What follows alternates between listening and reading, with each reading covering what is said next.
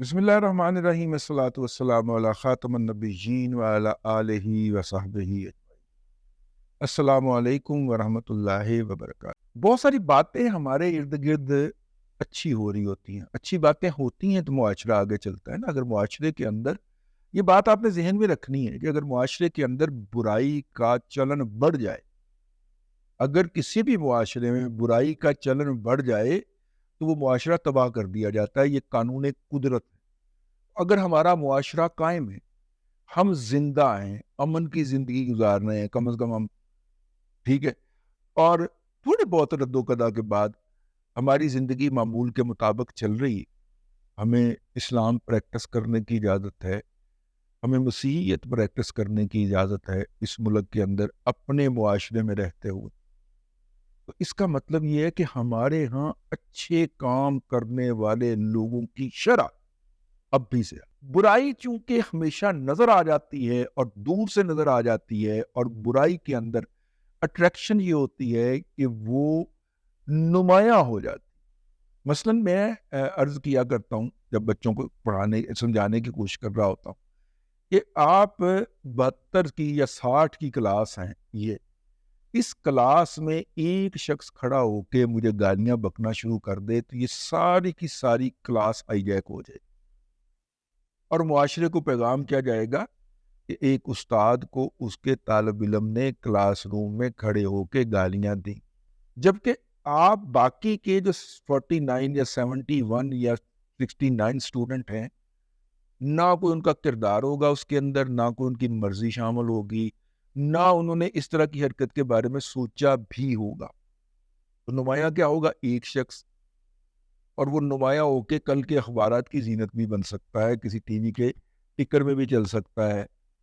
ٹھیک ہے۔ تو یوں برائی نمایاں ہوتی، میری بات سمجھ رہے ہیں نا آپ، میں جس نقطے کی طرف، تو برائی تھوڑی سی بھی ہو تو ایکسپوز ہو جاتی۔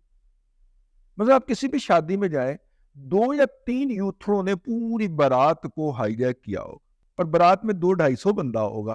لیکن وہ باقی جو 248 بندے ہوں گے یا 198 بندے ہوں گے، ان میں سے کوئی بول نہیں رہا ہوگا۔ کبھی ٹرائی کر کے دیکھیے گا، بول پڑیے گا، وہ یوتھڑ فوراً ان کا جو انہوں نے میجک قائم کیا ہوگا نا اپنا، اور وہ جس کو چاہ رہے ہوں گے اس کی آتما رول رہے ہوں گے، اور جگتے اور کہتے اور جگتے اور یہ سارا کچھ کرا رہے ہوں گے، ایسے غائب ہوں گے، ان کا پورا امپیکٹ وہاں سے غائب ہو جائے۔ مطلب میں ایک بارات میں گیا، میں شاید پہلے بھی یہ بتا چکا ہوں واقعہ، تو جو بارات جس نے روٹی کھولنے کے لیے آواز لگائی، اس نے کہا جی روٹی کھائیے، اور اس طرح کھائیے جس طرح زرداری نے اور نواز شریف نے ملک کھایا ہے، ٹھیک ہے۔ اس سے پہلے بھی وہ واحیاتیاں بک رہے تھے۔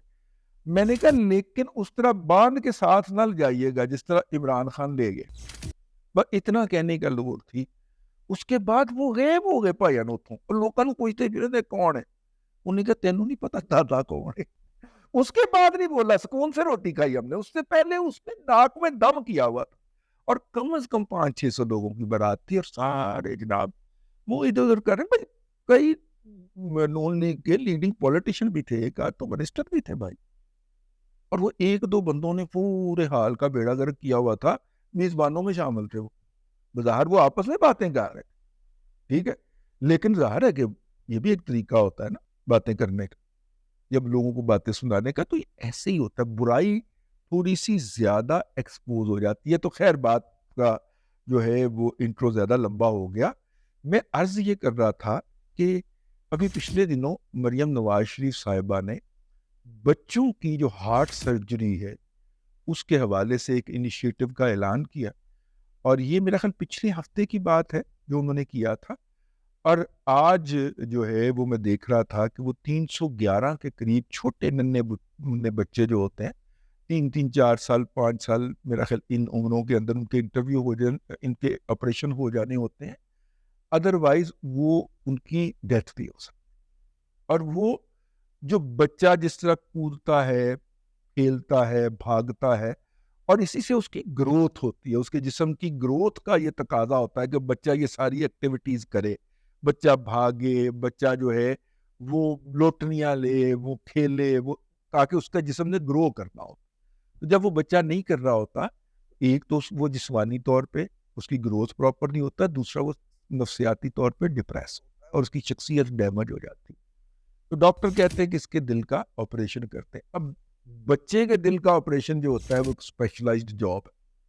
اور وہ صرف چلڈرن ہاسپٹل اور کچھ اس طرح کے ایک دو اور جگہ ہیں جہاں پہ دستیاب ہے. اور ان بچوں, اور پھر اس کے اوپر لاگت بھی بہت آتی ہے. بہت سارے لوگ جو ہوتے ہیں وہ تو جا کے اس طرح کے بچوں کو مزاروں پہ رکھ کے بیٹھ جاتے ہیں. ایک اور میرا مطلب ہے قباحت اس سوسائٹی کے اندر پیدا ہو جاتی ہے. تو اگر ان کو ہم اپنے موجودہ ہیلتھ نظام سے دل کا یہ والا آپریشن یا تو سبسڈائز ریٹ کے اوپر فراہم کر دیں یا بالکل مفت کر, ٹھیک ہے, تو اس سے کیا ہوگا کہ وہ جو ایک سوسائٹی کے اندر ایک نیا طبقہ پیدا ہونے کا امکان ہے, یا لوگ زیادہ میرا مطلب امکان ہے وہ ختم ہو جائے گا, وہ لوگ بحالی کی طرف آ جائیں گے. تو 311 آپریشن جو ہے کوئی بہت زیادہ نہیں ہے, لیکن بہرحال ہو چکا. تو میں نے جب اس کے بارے میں چھان پھٹک شروع کی تو پتہ چلا کہ ایک میرا مطلب ہے کہ شریف نفس قسم کا آدمی جو ہے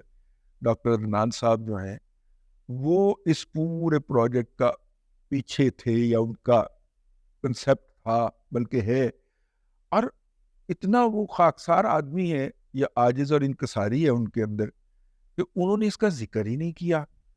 کہ یہ میں کر رہا ہوں. حالانکہ یہاں پہ تو کوئی وہ ماچس کی ڈبیا اٹھا کے ادھر سے ادھر رکھ دے تو فوری طور کے اوپر خبر جاری کرنا پسند کرتے ہیں. اور ڈاکٹر صاحب اتنے بڑے پروجیکٹ کے آپ کو اندازہ نہیں ہے, جن خاندانوں کے یہ بچے ہیں وہ افورڈیبلٹی کی لمٹ سے بہت نیچے ہیں. وہ تو کبھی سوچ بھی نہیں سکتے کہ وہ فل پیمنٹ کر کے کسی کمرشل جگہ سے اس طرح کا کام کروائیں گے. اور یہ جو چلڈرن ہاسپٹل میں چونکہ کیپیسٹی لمیٹڈ ہے, اچھا پھر بوجھ کے پی کے کا بھی ہے, اور صرف کے پی کے کا بھی نہیں ہے, اپر افغانستان کا بھی ہے, یعنی جلال آباد اور کابل کا بھی ہے. وہاں کے بچے بھی یہ کام کرنے کے لیے لاہور کے چلڈرن ہاؤس کے اندر, چلڈرن ہاسپٹل کے اندر اس حوالے سے بہت لمبی تاریخ ملتی ہے. تو ان کا شکریہ ڈاکٹر عدنان صاحب کا کہ انہوں نے دن رات کر کے اس انیشیٹو کے اوپر کام کیا اور اس کو پاسبل بنایا. ڈاکٹر صاحب کے پاس ایک اور بھی تجربہ ہے نا. جب میاں نواز شریف صاحب نے فری اوپن ہارٹ سرجری شروع کی تھی نا شریف میڈیکل سٹی کے اندر, تو اس وقت بھی ڈاکٹر صاحب نے کوآرڈینیٹ کیا تھا. ان کے پاس پرانا اس کا ایکسپیرینس تھا, تو ڈیفینیٹلی انہوں نے وہ والا جو بیک گراؤنڈ تھا ان کا وہ استعمال کیا ہوگا کہ کس طرح آپ سارٹ آؤٹ کرتے ہیں, کس طرح آپ ڈیزرونگ پیشنٹ تک پہنچتے ہیں اور پھر اس کا یہ والا علاج کرتے ہیں. مجھے نہیں پتا, ڈاکٹر صاحب سے بات نہیں ہوئی بہت دنوں سے, کہ وہ نواز شریف صاحب والا وہ جاری تھا جب نواز شریف صاحب کو گرفتار کیا گیا, اور ظاہر ہے اس کے لیے فنڈز ارینج ہونے ہوتے ہیں, اور اوپن ہارٹ سرجری آپ کسی کو فری آف کاسٹ کر کے دے رہے ہیں وتھ اس گارنٹی کہ اگر کوئی ٹیسٹ باہر سے کروانا پڑے گا تو اس کی ادائیگی بھی شریف میڈیکل کمپلیکس کرے گا ایک ایک بندے کے اوپر. ہاسپٹل سارا اپنا ہونے کے باوجود, ڈاکٹرز اپنے ہونے کے باوجود, نرسیں اپنی ہونے کے باوجود بھی ایک ایک پیشنٹ کے اوپر 6 لاکھ روپیہ 6.5 لاکھ روپیہ خرچہ آ جاتا تھا. میرا مطلب ہے کہ وہ تو حسین نواز صاحب کو شکریہ ادا کریں کہ انہوں نے ابا جی کی اس خواہش کے اوپر فنڈز کی فراہمی جو ہے اس میں رکاوٹ نہیں آنے دی. لیکن وہ بھی جب آپریشن میرا خیال ہے 500 سے کراس کیے تھے تو پھر عمران احمد خان نیازی صاحب نے انیشلی اس کو رکوا دیا تھا, کیونکہ وہ ریکارڈ اٹھا کے لے گئے تھے سارا, اور اس میں جو لسٹیں بنی ہوئی تھی ترجیحی فہرستیں, اور جس طرح لوگوں کو کال کیا جاتا تھا کہ آپ کا اس ہفتے نمبر ہے تو آپ آ کے ایڈمیشن ہو جائیں, وہ سارا کچھ بھی ساتھ میں اٹھا کے لے گئے تھے, اور وہ کہتے تھے کہ جناب یہ منی لانڈرنگ ہو رہی. ٹھیک ہے, تو یہ والا تجربہ تھا ڈاکٹر عدنان صاحب کے پاس, تو جو یہاں پہ کام آیا ہے. تو بہرحال اللہ کرے اس کا انجام وہ نہ ہو,